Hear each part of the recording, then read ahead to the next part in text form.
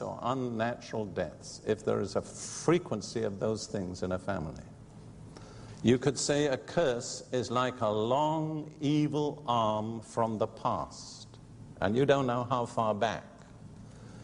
And it's stretched out, and every time you're just about to succeed or get to where you want to be, this evil arm trips you up. And you have to get up and start again. And you get so far, you're tripped up again. And that really becomes the story of your life. And you'd be surprised how many people have told me stories like that. And so many times they said, well, the same thing happened to my father or my grandfather. In other words, it seems to run in our family. Or another simple picture is a dark shadow from the past over your life, shutting out the sunlight of God's blessing. And you can see other people walking in the sunlight, and you know it's there and real. But somehow the sun very seldom seems to shine fully on you. Let's go to Deuteronomy 28 for what I would call the primary causes, both of blessings and curses. And fortunately, they're very simple. The first two verses of Deuteronomy 28 says this: "Now it shall come to pass, if you diligently obey the voice of the Lord your God, to observe carefully all his commandments which I command you today, that the Lord your God will set you high above all nations of the earth. And all these blessings shall come upon you and overtake you, because you obey the voice of the Lord your God." Now that's a translation which I think is followed by most modern translations. But the old King James used to say, if you will listen diligently to the voice of the Lord your God. And in Hebrew, that phrase is formed by repeating the word listen. If you will listen, listening, that's emphatic, to the voice of the Lord your God, and do what he says. So very, very simply, the primary cause of all blessings is listening to God's voice and doing what he says. Now, the primary cause of all curses is exactly the opposite. In verse 15 of the same chapter, "But it shall come to pass, if you do not obey the voice of the Lord your God, to observe carefully all his commandments and his statutes which I command you today, that all these curses will come upon you and overtake you." So what's the cause of curses? Not listening to God's voice, not doing what he says. So there, basically, you have the two root problems, or the two root causes. The cause of blessing, listening to God's voice, doing what he says. The cause of curses, not listening to God's voice, not doing what he says. So we're going to deal first of all now with curses that proceed from God himself. And there is one supreme cause, which is stated in Exodus chapter 20, verses 3 through 5. Exodus 20, verses 3 through 5. This is the first part of the Ten Commandments. And let me say before we read, the greatest and most common cause of curses in people's lives is breaking the first two commandments. In fact, I'm inclined to believe you cannot break those commandments without coming under a curse. Now let me read those words. "You shall have no other gods before me." But the Hebrew means just as much beside me. It's not a question of having the Lord as the main God and other gods as well. Because he says, "I am the Lord, and beside me there is no other God." So you must not acknowledge any other God except the true God. And the second is what we would call idolatry. "You shall not make for yourself any carved image or any likeness of anything that is in heaven above, or that is in the earth beneath, or that is in the water under the earth. You shall not bow down to them nor serve them. For I, the Lord your God, am a jealous God, visiting the iniquity of the fathers on the children to the third and fourth generation of those who hate me." Notice that's a specific feature of a curse. It goes on for at least 3 and probably 4 generations. But whenever you go to a source other than the true God for things which you are free only to seek from the true God, whatever source you go to, you are actually making your God. So if you go to a fortune teller for information about the future, which God has said you shall not receive through that channel, through that fortune teller, you're making the power behind that fortune teller your God. If you play with the Ouija board, if you get involved in all sorts of occult experiences or cults that deny the truth of the Bible, in all those things, you are making a God who is not the true God. So it's very important to say this. The curses pronounced for the breaking of the first two commandments cover every form of occult. Now, in Deuteronomy chapter 27, verses 15 through 26, we have 12 curses pronounced. And when Israel went into the promised land, they had to pronounce all these curses upon themselves. If they disobeyed the law, they automatically came under these curses. They couldn't get into the promised land without. And I think it's very much the same in a way when we come into a relationship with God. If we're obedient, we come under the blessings. But if we're disobedient, we're in real danger of coming under the curses. Now, I'll just give you my little summation of the things on which the curses are pronounced in Deuteronomy 27, verses 15 and following. Number one, once again, idolatry, false gods. That's always the top of the list. Number two, disrespect for parents.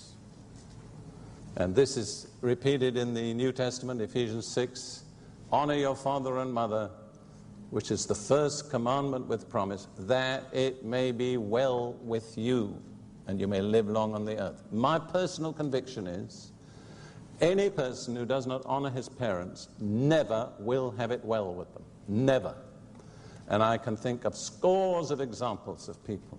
That doesn't mean you can't get saved and speak in tongues and go to heaven when you die. But there'll be something missing in the quality of your life until you adjust your relationship with your parents. That doesn't mean you have to agree with your parents or do everything that they say, but you have to respect them. I think of another young man I dealt with.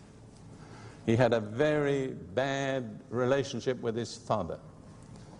His father was dead, buried in a cemetery more than 1,000 miles from where we were. But when this truth really penetrated, he took a journey of 1,000 miles to the cemetery where his father was buried, went to the grave, knelt at it, confessed his wrong attitudes to his father, wept his heart out, and got up a different person. And from then, the course of his life changed. Now, I know that there are lots of parents, especially today, you have a lot of reasons for having something against them. I understand that. I say there are no delinquent children, there are only delinquent parents. But nevertheless, if you want to have it well with you, you better do what God says. You can't afford not to. Then the next, and we must go quickly, in this list is treachery against a neighbor. And the book of Proverbs says, whoever rewards evil for good, evil will never depart from his house. And then injustice to the weak or the helpless. And personally, I can't think of anything more weak or helpless than a baby in its mother's womb. And personally, my conviction is anybody who deliberately procures an abortion comes under a curse. I would never minister to such a person without dealing with the curse. I want you to understand, I'm not saying you're cursed forever. Please understand. I'm telling you the problem because I'm going to show you the solution. And then illicit or unnatural sex, especially incest. And again, I don't know what the particular figures are here, but in the United States, it's now estimated that 1 out of every 4 girls under 10 has been sexually molested, and 1 out of every 5 boys under 10. And I cannot think myself that it will ever happen without a curse following. Then in Genesis, now we're going on from this list, Genesis chapter 12, we have God's call to Abraham. And we need to look at that because it has something significant in it.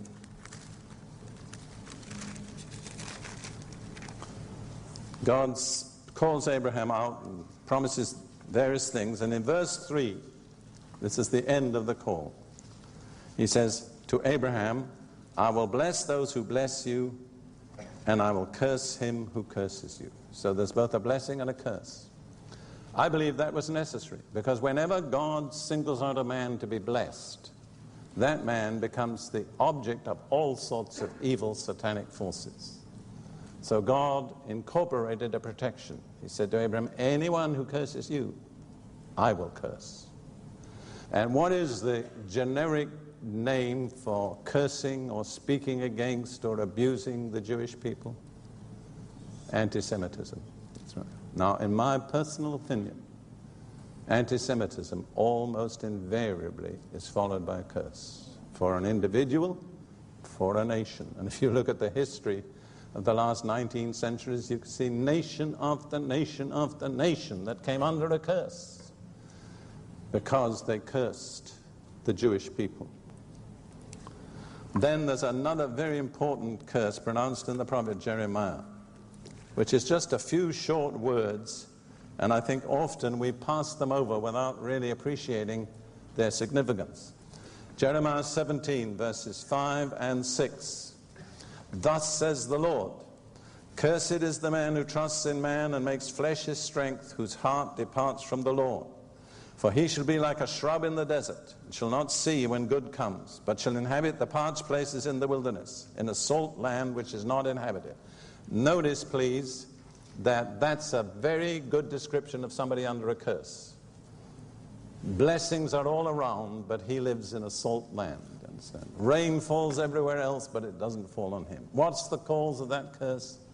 Trusting in man, making flesh your arm. But the scripture says, whose heart departs from the Lord. In other words, here is a man who's known the supernatural grace and blessing of God, and then turned back to relying on his own efforts, turned his back on God's grace.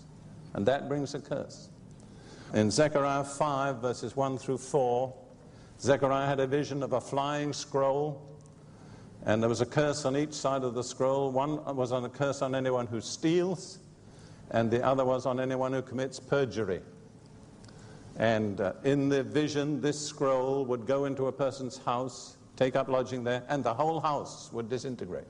See, that's the nature of a curse. It doesn't just affect the particular area, but it has a kind of corrosive effect all around it. And then in Malachi 3, I think we have to look at this. Malachi 3, verses 8 through 10. Will a man rob God? Yet you have robbed me. But you say, in what way have we robbed you? In tithes and offerings. You are cursed with a curse, for you have robbed me, even this whole nation.